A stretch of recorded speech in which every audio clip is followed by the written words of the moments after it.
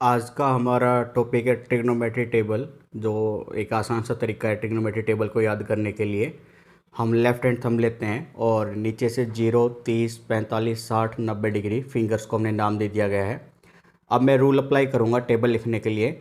Sine theta के लिए नीचे देखूँगा, कोस थीटा के लिए ऊपर देखूँगा। तो देखिए, साइन 0, 30, 45, 60, 90 की वैल्यू निकालनी है। तो साइन 0 डिग्री, 0 डिग्री की वैल्यू मैंने उंगली को पकड़ लिया। पकड़ने के बाद साइन थीटा के लिए नीचे देखना है, यानी इसके नीचे कोई फिंगर नहीं है तो 0 फिंगर। 30 के लिए मैंने 30 डिग्री को एंगल की उंगली को पकड़ा। थीटा के लिए नीचे देखना है, साइन के लिए 1 फिंगर। इसी तरह से मैं साइन के लिए चेक करूँगा तो 45 के लिए नीचे 2 फिंगर आएगी, 60 के लिए नीचे 3 फिंगर आएगी और 90 डिग्री के लिए 4 फिंगर आएगी। इन सभी रिजल्ट को जो फिंगर आई है इन सबको हम 4 से ही डिवाइड करेंगे और उनका स्क्वायर रूट निकाल लेंगे।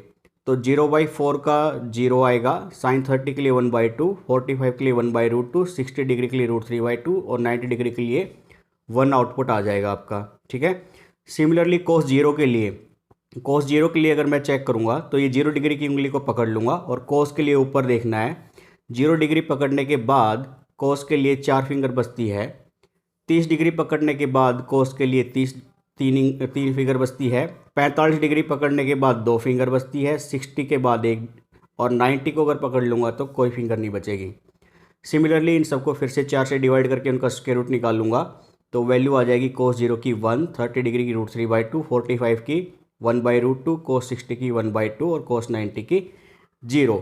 साइन और कोस की वैल्यू निकलने के बाद बाकी मैं ट्रिग्नोमेट्री फंक्शन की वैल्यू आराम से निकाल सकता हूँ, क्योंकि साइन थीटा की वैल्यू निकलने के बाद कोसिकेंट थीटा होता है 1/sin।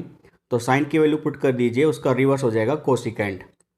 सिमिलरली कोस थीटा की जो वैल्यू आएगी उसका अगर आप रिवर्स कर देंगे तो वो सीकेंट थीटा की उस डिग्री पे वैल्यू निकल कर आ जाएगी।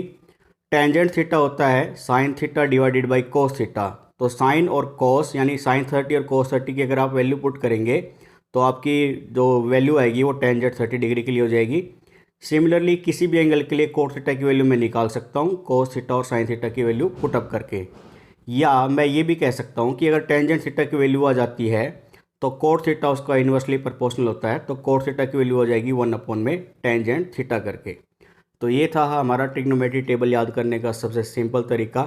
आई होप आप लोगों ने एंजॉय किया होगा और बेहतर वीडियो को पाने के लिए आप हमसे जुड़ते रहिए। Okay, thank you, bye bye.